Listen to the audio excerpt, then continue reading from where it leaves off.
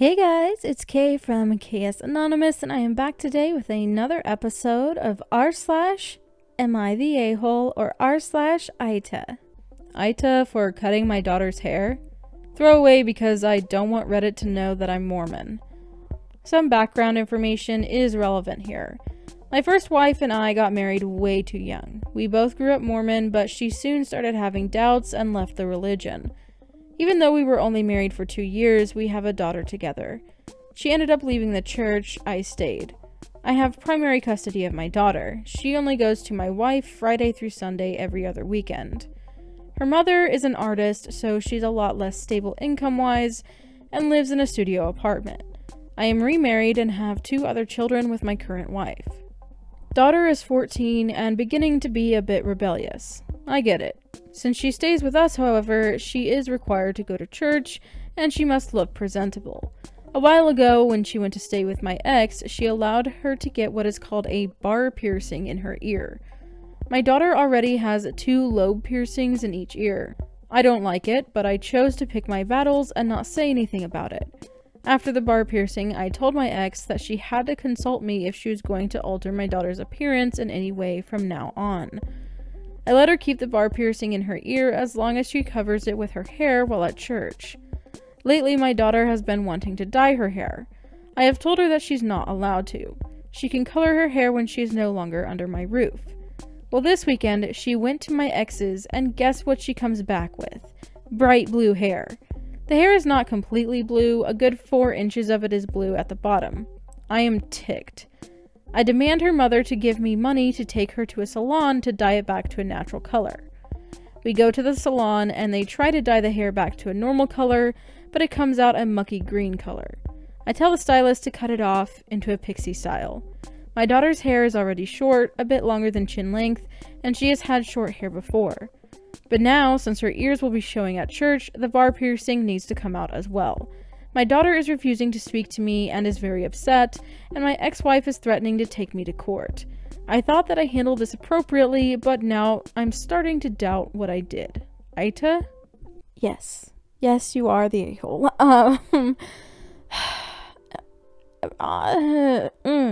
Okay, so I get it that you're Mormon, so things obviously...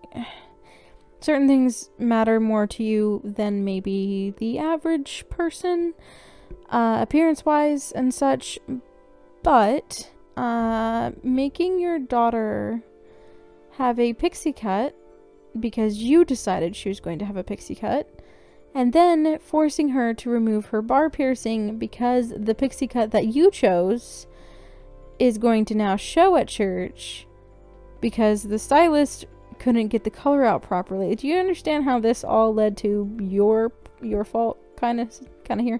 Now, I don't think that the ex was right to go take her to get her hair dyed because obviously you have main custody over her. That is something you guys should have talked about for sure. And obviously your ex is just you can do whatever you want when you're at my house, that kind of situation. So partly, yes, it's kind of on the ex for that part, but you, instead of being irritated about the fact that it was either an ugly color after you try to get it out or leaving the blue, here's the deal. Yeah, blue is not easy to get out in one round. You probably would have to go either another time with a darker color. I'm not a hairstylist, but I imagine, even though it's difficult, that it's possible to get it out. But for you to just decide, probably out of anger, to just cut it all off, and I feel like you knew that would get rid of the bar piercing. Yeah, that's not your decision, I feel like. I get that she's 14, she's not an adult, but at the same time, she's at that age where her appearance matters a lot to her, just like it matters to you, but she lives with that appearance every moment of her life, and you don't. So for you to make those kind of decisions about her appearance and force those things, I think makes you the a-hole, but your ex is also an a-hole, so... AITA for telling the girl who kissed my boyfriend for a play that she is desperate and pathetic.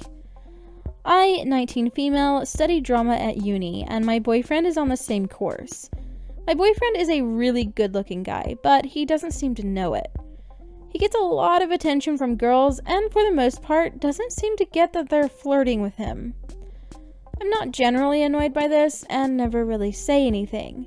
However, there's one girl in our class, let's call her Victoria, who is obsessed with my boyfriend. She goes out of her way to be paired with him in group activities. For example, if the professor picks groups by numbering us 1, 2, 3, she will move herself to be in the same number as him. And she recently stepped down from a main role in a play we're doing so she could be in a more minor one simply because the character has a romance with my boyfriend. I know this is the case because I've heard her say to her friends that she thinks he's hot and whatnot. I've never said anything to her about it because she seems pretty insecure, always complaining about how she thinks she's ugly, and I don't see it as a big deal because my boyfriend doesn't care. However, we recently performed the play and had a small after party where she got slightly drunk and was bragging about how she definitely felt something when they kissed in the play and she's going to ask him if he felt the same. I rolled my eyes and again ignored it until she actually went up to my boyfriend. She was a little bit drunk and when she went up to him, I was there too. Victoria started saying that she knows he must have felt a spark, he's a really good kisser, etc. I snapped and sort of shouted at her that, "You sound incredibly desperate going after someone else's boyfriend. You're pathetic if you think a stage kiss means you should be together." She looked super embarrassed and walked away, and I later heard she'd gone home crying. I feel like a jerk because she's obviously insecure and whatnot, and her friends haven't stopped calling me a bee since AITA? Edit, she 100% knows that I am his girlfriend. I have heard her talking about me being his girlfriend before. First of all, y'all are 19, like, y'all don't need to be getting drunk, but I'm just saying, if you're in the US, you should be waiting until you're 21, I'm just saying. Anyway, just covering my bases out here. Was it a bit much than it needed to be? Maybe, but if she's going to the extent of asking your boyfriend in front of you if he felt something about their kiss on stage, that's not okay. That's just, it's not okay. It's just not okay. AITA, I faked a girl's hospital trip to teach my son a lesson. My son had a bad habit of starting online fights with other kids and sometimes older teens, young adults. It was mostly just kind of playful ribbing until either person took it a step too far and it became just vulgar, "I effed your mom/relative" stuff. I saw it and I told him to cut it out, and if someone took it too far, to just walk away. It slowly came back in the form of roasting girls' photos without permission. Basically just calling them a name or comparing them to something or someone he deems undesirable. By that time, I sat him down and told him that's not how you treat people, and girls at school aren't going to want to be around him if he kept doing it. The roasting stopped for a few months until this school year when a new girl, who I was told had quite a high opinion of her looks despite not being very attractive, joined his school. He and a handful of his classmates began to taunt her pretty badly. I took his phone from him about a week before I hatched my plan. It came to my attention he was still harassing her in school. On the way home, I told him my own bullying experience and the very real risk that she could do something horrible to herself if he and those other people kept at it. It seemed like I was getting through to him, but he let it slip that he didn't think he could stop taunting her because it made him cool with his friends. They apparently hailed him as the roast master, just a cringy name for bully. I got really fed up of him doing this crap. Since the idea of the girl hurting himself seemed to scare him, I waited until the next weekend to break the news. At breakfast on Saturday, I sat him down very seriously and told him that the girl he had roasted had been hospitalized and the cops think it was intentional. He was pretty quick to tear up and say that he was sorry. I told him that he shouldn't have taunted her the way that he did, and I asked him about how she must have felt to want to do something like that. About an hour and a half later, and a very serious talk, I thought it was time to reveal that she was okay. I told him that it wasn't real, and he had a pretty mixed reaction. Mad at me, of course, for doing something crappy like that, but relieved that he hadn't contributed to a classmate hurting themselves. When he got back to school, he told his friends to lay off and explained what had happened. While I do believe she still got some grief from students, it wasn't nearly as bad. Him and that girl are not friends by any means, but he said sorry to her and they appear to be okay. I feel pretty bad about what I did, but I didn't see much of another option. He's got his phone back now, and I'm proud to say he uses it much more responsibly now, minus a few road bumps. I can't help but still feel bad about how distressed he was, but who knows, maybe it did save a kid's life. So yeah, am I the a-hole? Honestly, I find this one difficult because I understand that it kind of got you what you wanted out of the situation. I worry about lying to your child about something that serious. I don't know. I'm torn on this one, so I want to know what you guys think. Tell me in the comments below. Would I be the a-hole for stopping my nieces/nephews getting a large amount of money when they turn 21? My parents are rich. Disgustingly so. It's mainly old money that was passed down to my dad. I have 2 siblings, both have 3 kids. My wife and I, we're both women, have 2 kids. Our kids are adopted. My parents have apparently set aside a large sum of money for each of their grandchildren. They started off with about $10,000, invested it wisely, and the accounts are now closer to $100,000 each. We have seen proof these accounts exist and the money matches what my parents said. This money comes under 2 conditions. The first is that each child either goes to university or gets a job at 18. They are allowed to choose what they do. My parents have no say, but knowing my parents, I doubt they will let their grandkids do something they don't approve of. The second is that all of us, me, my siblings, the grandkids, and the spouses, have dinner with my parents on the 1st of every month. If both of these conditions are upheld, then the full sum of money, whatever it's grown to, is given in full to whichever kid it was meant for when they are 21. My parents' reasoning for this is that we are in the UK, and tuition fees come to just under $10,000 a year right now for 3 years of study in most courses. When they are 21, they will have likely finished university and they can pay off their student loan immediately and still have about half left over.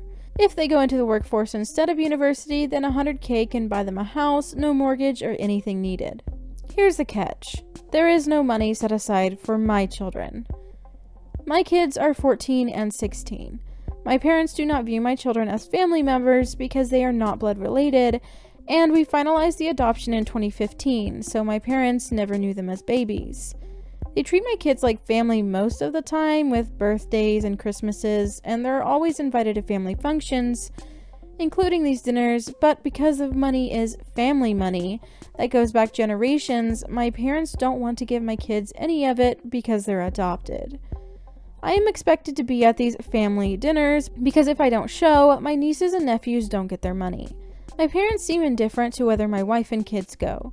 I'm allowed to miss some, but it's like school. You need a really good reason or a doctor's note, and if you go below 80% attendance, crap hits the fan. The oldest of my nieces and nephews turned 19 in April, so I'd need to go for about 18 months to get her the money, but the youngest of all of them is 10, meaning I'd need to commit to family dinners for the next 11 years for him to get his money. I don't think it's fair that my kids are being treated differently because they're adopted. I also feel that going would send a bad message. However, both of my siblings are on board with the idea, and as it stands, I am the only obstacle between their kids and that money. Would I be the a-hole for not going? Info. I have talked to my siblings about it, and they agree it's cruel that my children are the only ones not included, but have essentially said that they don't want to rock the boat. Their kids will have money so long as we all comply. If we argue or do some form of protest, my parents will put the money for all my nieces and nephews straight into their holiday fund and they'll never see a penny of it. Also, there's approximately $100,000 per account right now, and at this moment in time, that money will still have between 2 and 11 years to grow for each of my nieces and nephews. So really, the a-hole in this situation is your parents? I don't like that. I don't like that manipulation where like you all have to be here to make, everyone do it. And then be like, if you don't comply completely for this long amount of time, we're just gonna throw it in our holiday fund and you'll never see it. Like, what the heck is wrong with you? And then just being like, well, they're not really family, so they're not getting money. It's just really ugly to make her be a part when her children are not going to see any of it. But then obviously it's really awkward for her to not go, and then her siblings' children miss out on hundreds of thousands of dollars. That's I don't like that situation. I don't know what the right thing to do is, because really it's the parents being a-holes. But at the same time, like, I guess it just depends on what your gut is on that one, honestly. Anyway, I hope that you enjoyed this video. If you did, go ahead and drop a like, and let me know your thoughts on all of these in the comments below. What should these people do? Are they the a-holes? Will they be the a-holes? You know, all the things. Real quick, I would like to thank my patrons. Up on the screen, you should see my face palmers and my crazy case. Thank you all so much for supporting me in that way. If you're interested in becoming a patron, or for sending me some information, some stories, some something to my email for possible inclusion in future videos, all of that information is in the description box below. Oh, as well as the original stories. So in these videos, the original stories should be linked in the description box if you ever want to leave advice, thoughts, vote on if people are the a-holes, upvote good posts, whatever. That should be in the description box of these videos. And I will talk to you in my next video. Bye!